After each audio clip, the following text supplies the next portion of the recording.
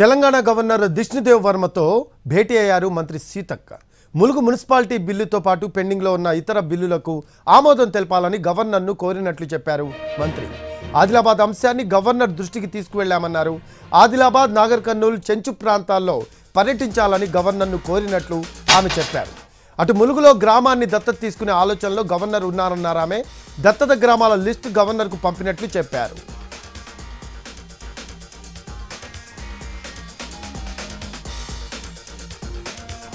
విజయవాడ ఇంద్రకీలాద్రికి వెళ్లారు AP deputy CM Pawan Kalyan.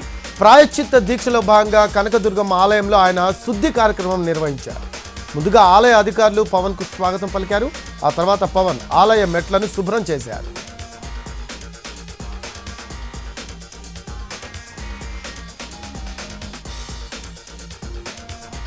సినీ పరిశ్రమకు సైతం వార్నింగ్ ఇచ్చారు AP deputy CM Pawan Kalyan.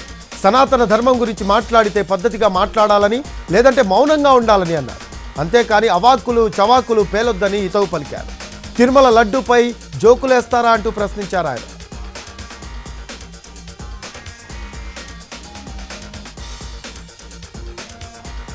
MLA నానాజీతో పాటు అతని అనుచరులపై కాకినాడ జిల్లా సర్పవరం పోలీస్ స్టేషన్లో కేసు నమోదైంది. డాక్టర్ ఉమామహేశ్వరరావును దూషించిన కేసులో పలు సెక్షన్స్ కింద ఎఫ్ఐఆర్ నమోదు చేశారు పోలీసులు. రంగరాయ మెడికల్ కాలేజీ ప్రిన్సిపాల్ ఫిర్యాదుతో ఈ కేసు నమోదైంది. ఈ నెల 21న కాలేజ్ గ్రౌండ్లో వాలీబాల్ ఆడే విషయంలో డాక్టర్ ఉమామహేశ్వరరావును ఎమ్మెల్యే బూతులు తిట్టి ఆ తర్వాత క్షమాపణ చెప్పారు. మెడికల్ స్టూడెంట్స్పై ఎమ్మెల్యే నానాజీ అనుచరులు దాడి చేశారు. దీంతో ఎమ్మెల్యేను మొదటి నిందితుడిగా కేసు నమోదు చేశారు.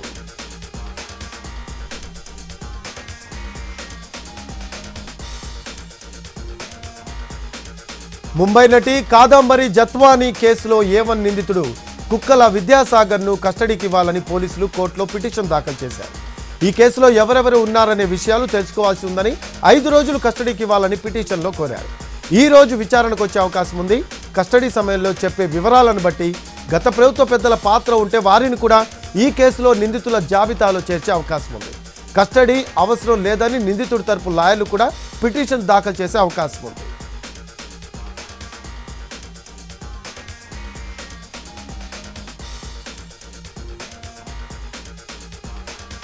టీడీపీ కేంద్ర కార్యాలయంపై దాడి కేసులో వైసీపీ నేతలు విచారణ ముగిసింది. మంగళగిరి రూరల్ పోలీసుల ఎదుట వైసీపీ ఎమ్మెల్సీ తలసిల రఘురాం విచారణకు హాజరయ్యారు. వైసీపీ నేతలను అరెస్ట్ చేయకుండా సుప్రీంకోర్టు ముందస్తు బెయిల్ ఇవ్వడంతో నేతలు విచారణకు హాజరవుతున్నారు. ఇప్పటికే ఒకసారి పోలీసులు తలసిల రఘురాం, దేవినేని అవినాష్, జోగి రమేష్ విచారణకు హాజరయ్యారు.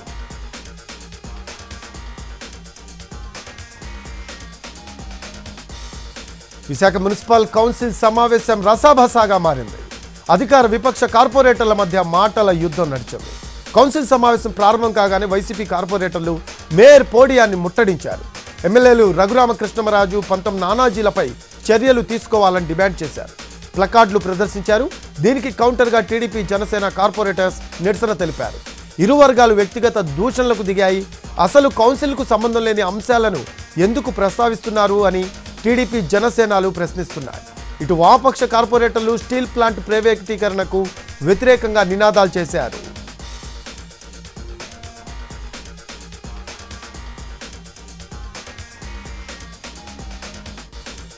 జనగామ కాంగ్రెస్ పార్టీలో వర్గపోరు ముదురుతోంది. డీసీసీ అధ్యక్షుడు కొమ్మూరి ప్రతాప్ రెడ్డిపై మాజీ మార్కెట్ వైస్ చైర్మన్ కంచరాముల ఫిర్యాదు చేశారు. అటు పోలీసులతో పాటు ఇటు పార్టీ రాష్ట్ర అధ్యక్షుడు మహేష్ కుమార్ గౌడ్కు ఫిర్యాదు చేశారు. కొమ్మూరి ప్రతాప్ రెడ్డి తనను చంపేందుకు 25 లక్షల సుపారీ ఇచ్చాడు అంటూ కంచరాములు ఆరోపిస్తూ ఉన్నారు. రక్షణ కల్పించాలని పోలీసులను కోరారు. కంచరాములు ఆరోపణలను కొమ్మూరి ప్రతాప్ రెడ్డి తీవ్రంగా తప్పుపడుతున్నారు. కావాలనే కుట్రపూరితంగా లేనిపోని ఆరోపణలు చేస్తున్నారని అంటున్నారు. దీనిపై పూర్తి స్థాయిలో విచారణ చేసి దోషులను కఠినంగా శిక్షించాలి అంటున్నారు.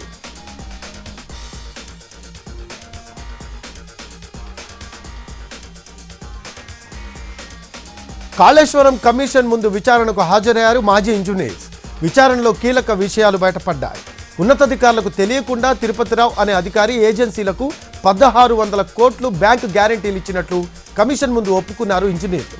బ్యాంకు గ్యారంటీలు ఏజెన్సీలకు ఇచ్చే ముందు అండర్టేకింగ్ ఏజెన్సీల నుంచి ఏమైనా తీసుకున్నారా అని ఇంజనీర్లను ప్రశ్నించింది కమిషన్. తిరుపతిరావు బ్యాంకు గ్యారంటీ ఇచ్చిన విషయం ఉన్నతాధికారుల దృష్టిలో లేదని చెప్పారు ఇంజనీర్స్. 2022 జూలైలో భారీ వరదలు వచ్చాయని ఆ వరదల కారణంగా సీసీ బ్లాక్ దెబ్బతిన్నట్లు కమిషన్ ముందు చెప్పారు ఇంజనీర్స్. డ్యామేజ్ జరిగిన వెంటనే ఏజెన్సీలకు లేఖలు రాసినట్లు తెలిపారు. డిజైన్లు, డ్రాయింగ్లు ఎవరు ప్రిపేర్ చేశారని ఇంజనీర్స్ను ప్రశ్నించింది కమిషన్. వ్యాబ్స్కో సంస్థ డిజైన్ డ్రాయింగ్ ప్రిపేర్ చేసిందని, సిసిడిఓ అనుమతితో తాము అమలు చేశామని తెలిపారు ఇంజనీర్స్. బ్యారేజీల వద్ద డ్యామేజ్కు కారణం ఏంటని ఇంజనీర్స్ను ప్రశ్నించగా, వరదలు అనుకున్న దానికంటే భారీగా రావడం వల్ల సీసీ బ్లాక్ పొంగిందని తెలిపారు ఇంజనీర్స్.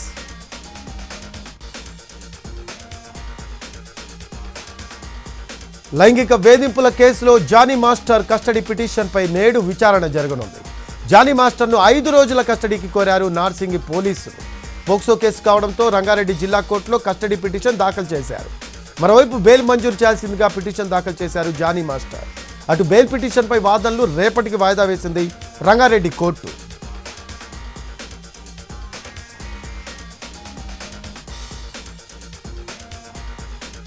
హైదరాబాద్లో పలు ప్రాంతాల్లో ఐటీ అధికారులు సోదాలు చేస్తూ ఉన్నారు. తెల్లవారుజామునే 10 బృందాలు తనిఖీలు చేపట్టాయి. సోదాల్లో 50 మంది అధికారులతో కూడా 10 బృందాలు నగరంలోని పలు ప్రాంతాల్లో తనిఖీలు చేస్తూ ఉన్నాయి. ఓ రియల్ ఎస్టేట్ వ్యాపారి నివాసాల్లో సోదాలు జరుగుతున్నట్లుగా తెలుస్తూ ఉంది.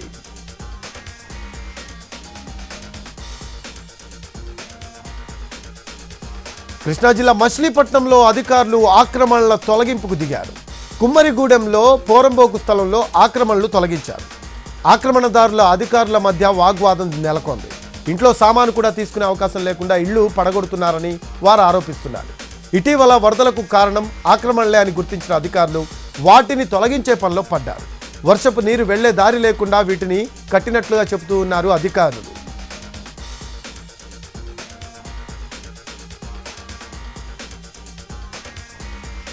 వర్క్ ఫ్రమ్ హోమ్ పేరుతో యువకులను మోసం చేస్తున్నారు కొందరు కేటుగాళ్లు.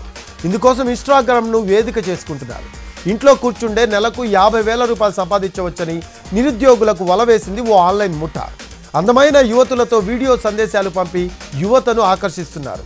టీంలో చేరాలంటే విడతల వారీగా డబ్బు చెల్లించాలి అంటూ ఒక్కొక్కరి నుంచి 12,000 రూపాయలు వసూలు చేశారు. నిత్యావసర వస్తువులు తక్కువ ధరకే ఇస్తాము అంటూ నమ్మించి ఆన్లైన్లో డబ్బులు వసూలు చేశారు దుండగులు. ఆ తర్వాత తమ ఫోన్లు ఆన్సర్ చేయడం లేదు అంటూ బాధితులు బోరుమంటున్నారు. పోలీసులను ఆశ్రయించి న్యాయం చేయాలి అంటూ కోరుతూ ఉన్నారు బాధితులు.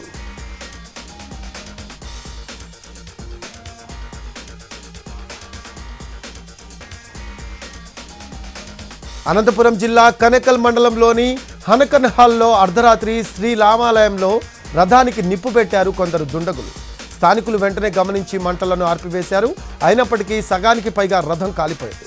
ఘటనా స్థలానికి పోలీసులు చేరుకొని దర్యాప్తు చేస్తూ ఉన్నారు. రథానికి నిప్పు పెట్టింది ఎవరో తేల్చేందుకు 4 బృందాలు రంగంలోకి దిగాయి. ఘటనా స్థలాన్ని కళ్యాణదుర్గం డీఎస్పీ, రాయదుర్గం సిఐ పరిశీలించారు.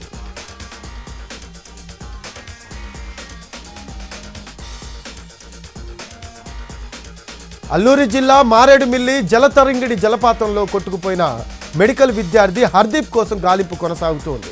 దాదాపు 40 మంది ఎన్డీఆర్ఎఫ్, ఎస్డీఆర్ఎఫ్ బృందాలు రంగంలోకి దిగి గాలిస్తూ ఉన్నాయి. అయితే వర్షం కారణంగా కొండవాగులు పొంగి పొరలడంతో గాలింపు చర్యలకు ఆటంకం కలుగుతోంది.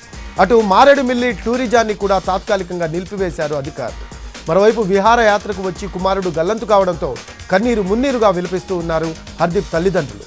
అయితే ఏలూరు ఆశ్రమ్ మెడికల్ కాలేజ్లో సెకండ్ ఇయర్ చదువుతున్న విద్యార్థులు 5గురు కలిసి ఆదివారం విహారయాత్రకు వచ్చారు. అక్కడ ఒక్కసారిగా వర్షం పడటంతో వరద ఎక్కువై వాగులో కొట్టుకుపోయారు. అదృష్టవశాత్తు అందులో 2 స్థానికులు రక్షించారు. ఇక గల్లంతైన 3గురిలో సౌమ్య, అమృత మృతదేహాలు ఇప్పటికే లభ్యమయ్యాయి. ప్రస్తుతం హర్దీప్ కోసం గాలింపు కొనసాగుతోంది. విద్యార్థుల మృతితో కళాశాలలో విషాద ఛాయలు అలుముకున్నాయి. సంగారెడ్డి జిల్లా కందిలోని అక్షయ పాత్ర సంస్థ ఎదుట ఆందోళనకు దిగారు మృతుల కుటుంబాలు. ఈ ఏడాది జూలై 25న అక్షయ పాత్రలో డ్యూటీకి వస్తూ రోడ్డు ప్రమాదంలో చనిపోయారు 3 యువకులు. దీంతో తమను ఆదుకోవాలి అంటూ మృతుల కుటుంబ సభ్యులు, బంధువులు ఆందోళనకు దిగారు. 20 లక్షల పరిహారం ఇవ్వాలని డిమాండ్ చేస్తున్నారు.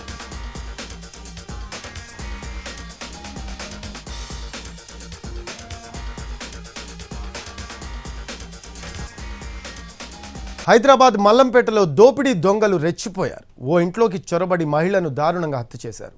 ఆమె వంటిపై బంగారాన్ని దోచుకెళ్లారు. తెల్లవారుజామున ఈ ఘటన జరిగింది. ఈ హత్యాకాండ సీసీటీవీలో రికార్డ్ అయింది. హంతకుల కోసం 4 ప్రత్యేక బృందాలు ఏర్పాటు చేశారు.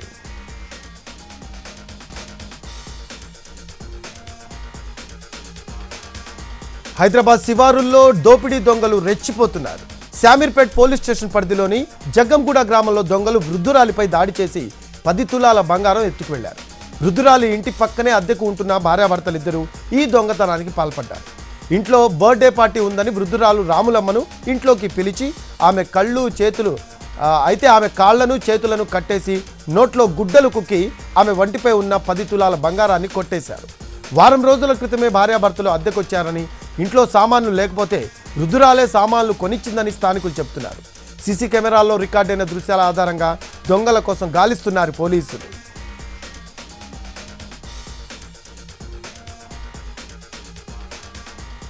మహబూబాబాద్ జిల్లా మరిపెడలో రోడ్డు ప్రమాదం జరిగింది. చేపల లోడ్తో వెళ్తూ ఉన్న బొలెరో వాహనం ఒక్కసారిగా బోల్తా పడింది. చేపలన్నీ రోడ్డుపై చెల్లాచెదురుగా పడిపోవడంతో స్థానికులు వాటిని పట్టుకునేందుకు ఎగబడ్డారు. దీంతో కాసేపు ట్రాఫిక్ అంతరాయం ఏర్పడింది. శంషాబాద్ ఎయిర్పోర్ట్ నుంచి బయలుదేరిన హైదరాబాద్ నుంచి తిరుపతి ఫ్లైట్ అత్యవసరంగా ల్యాండింగ్ అయింది. 66 మంది ప్రయాణికులతో బయలుదేరిన అలయన్స్ ఎయిర్లైన్స్ విమానం సాంకేతిక లోపం కారణంగా ఎమర్జెన్సీ ల్యాండింగ్ అయింది. ఉదయం 6:12 శంషాబాద్ ఎయిర్పోర్ట్ నుంచి విమానం బయలుదేరింది. అయితే సాంకేతిక లోపం గుర్తించిన పైలట్ తిరిగి శంషాబాద్ విమానాశ్రయంలోనే ఫ్లైట్ను ల్యాండ్ చేశారు.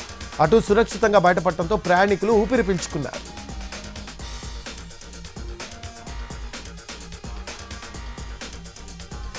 ఉల్లి మరోసారి కన్నీళ్లు పెట్టిస్తోంది. రోజు రోజుకు రేటు పెరిగిపోతోంది. బహిరంగ మార్కెట్లో ఉల్లి 60 రూపాయల నుంచి 70 రూపాయల వరకు పలుకుతోంది. ఇటీవల కేంద్రం ఎక్స్పోర్ట్ ట్యాక్స్ను తగ్గించడంతో ధర ఒక్కసారిగా పెరిగిపోయింది. ఆ మధ్య కాస్త ఉల్లి రేటు పెరిగిన తర్వాత తగ్గింది. అంతా హమ్మయ్య అనుకునే లోపే మళ్ళీ ఉల్లి ధరకు రెక్కలొచ్చాయి. నెల రోజుల క్రితం ఉల్లి ధర 25 రూపాయల వరకు ఉంది. కానీ ఇప్పుడు అది ఏకంగా 60 రూపాయలు దాటిపోతుంది. కొన్ని చోట్లయితే రేటు ఇంకా ఎక్కువగానే ఉంది. ఇటీవల మహారాష్ట్రలో భారీ వర్షాలు కురిశాయి. దానికి తోడు సాగు విస్తీర్ణం కూడా తగ్గింది. దీంతో ఉల్లి రేటు పెరుగుతోంది. త్వరలో పండుగలు కూడా రానుండడంతో డిమాండ్ మరింత పెరగనుంది. దీంతో ఉల్లి రేటు కిలో 100కు చేరిన ఆశ్చర్యపోవాల్సిన పనిలేదు అంటున్నారు. ఇక ఉల్లి ధరలు పెరగడంతో కేంద్రం రంగంలోకి దిగింది. ప్రజల్లో అసంతృప్తి పెరగకుండా చర్యలు మొదలుపెట్టింది కేంద్రం. 4,70,000 టన్నుల బఫర్ స్టాక్ను విడుదల చేయనుంది. దీంతో త్వరలో ఉల్లి రేట్లు కంట్రోల్ అవుతాయని భావిస్తోంది కేంద్రం. ఈలోపు ఖరీఫ్ పంట కూడా అందుబాటులోకి వస్తే మళ్లీ ఉల్లి రేట్లకు కళ్ళెం వేయవచ్చని అధికారులు భావిస్తూ ఉన్నారు.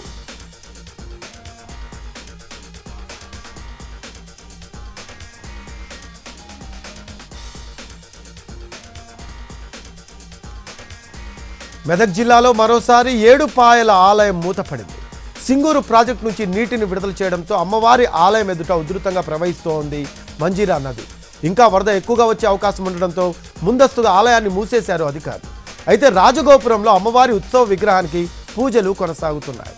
భారీ వర్షాలతో ఈ నెలలో 3వ మూతపడింది ఆలయం. జగిత్యాల జిల్లా కోరుట్లలోని శ్రీ కోటి నవదుర్గ ఆలయంలో దేవి శరన్నవరాత్రి ఉత్సవాలు ఆహ్వాన పత్రికను ఆవిష్కరించారు ఉత్సవ కమిటీ సభ్యులు. ముందుగా అమ్మవారితో పాటు మంగళ ఆహ్వాన పత్రికకు ప్రత్యేక పూజలు చేశారు, అర్చనలు కూడా చేశారు. అనంతరం ఆలయ ఆవరణలో ఆహ్వాన పత్రికను ఆవిష్కరించారు. 2 ఉపరితల ఆవర్తనాల ప్రభావంతో బంగాళాఖాతంలో అల్పపీడనం ఏర్పడింది. ఉపరితల ఆవర్తనం సగటు సముద్ర మట్టానికి 5.8 కిలోమీటర్ల ఎత్తు వరకు విస్తరించి ఉంటుందని వాతావరణ కేంద్రం తెలిపింది. ఎత్తుకు వెళ్లే కొద్దీ నైరుతి దిశగా వంగి ఉంటుందని, దీని ప్రభావంతో నేటి నుంచి మరో 3 రోజుల పాటు వర్షాలు కురిసే అవకాశం ఉందని వాతావరణ శాఖ అధికారులు చెబుతున్నారు. నేడు ఏపీలోని ఉత్తర దక్షిణ కోస్తాల్లో భారీ వర్షాలు కురవనున్నాయి. పలు చోట్ల ఉరుములతో కూడిన జల్లులకు అవకాశం ఉందని చెప్పింది వాతావరణ శాఖ. ఇక గంటకు 30 నుంచి 40 కిలోమీటర్ల వేగంతో గాలులు వీచే అవకాశం ఉంది. ఉమ్మడి శ్రీకాకుళం, విజయనగరం, విశాఖపట్నం జిల్లాల్లో తేలికపాటి నుంచి మోస్తరు వర్షాలున్నాయి. ఏలూరు, పశ్చిమ గోదావరి, కృష్ణా, ఎన్టీఆర్, గుంటూరు, పల్నాడు, బాపట్ల, ప్రకాశంలో కొన్ని చోట్ల తేలికపాటి వర్షం కురవనుంది. కేంద్ర ఎన్నికల సంఘం 2వ రోజు జార్ఖండ్లో పర్యటిస్తోంది. రాంచీలో ఉన్నతాధికారులతో సమావేశమై చర్చించింది. ఐజీలు, డీఐజీలు, ఎస్పీలతో ఎన్నికల సన్నద్ధతను ఆరా తీసింది. రాష్ట్రంలోని రాజకీయ పార్టీలతోనూ ఎన్నికల సంఘం సమావేశమవుతోంది. కర్ణాటక ముఖ్యమంత్రి సిద్ధరామయ్యకు హైకోర్టులో షాక్ తగిలింది. ముడా కుంభకోణంలో గవర్నర్ నిర్ణయాన్ని సమర్థించింది. ముఖ్యమంత్రిని విచారించేందుకు గవర్నర్ ఇచ్చిన ఉత్తర్వులను హైకోర్టు సమర్థించింది. ఆ అధికారం గవర్నర్కు ఉందని వ్యాఖ్యానించింది హైకోర్టు. ముడా స్కామ్లో సిద్ధరామయ్యను విచారించేందుకు గవర్నర్ అనుమతిచ్చారు.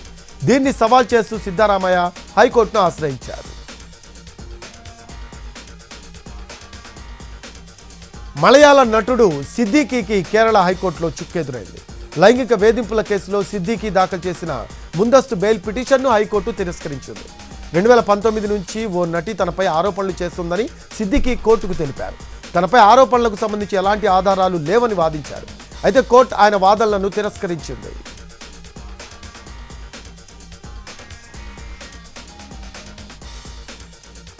ఢిల్లీ ముఖ్యమంత్రి అతీషి హనుమాన్ ఆలయాన్ని సందర్శించారు. స్వామివారికి ప్రత్యేక పూజలు నిర్వహించారు. వచ్చే ఎన్నికల్లో మరోసారి ఆప్ అధికారంలోకి వచ్చి కేజ్రీవాల్ ముఖ్యమంత్రి కావాలని కోరుకున్నట్లు అతీషి తెలిపారు. పశ్చిమ బెంగాల్లో ఓ గూడ్స్ ట్రైన్ పట్టాలు తప్పింది. న్యూ మాయానగర్కి రైల్వే స్టేషన్లో గూడ్స్ ట్రైన్ పట్టాలు తప్పింది. 5 బోగీలు రైలు నుంచి విడిపోయి చిందరవందరగా పడిపోయాయి. దీంతో ఈ మార్గంలో రైళ్ల రాకపోకలకు అంతరాయం ఏర్పడింది.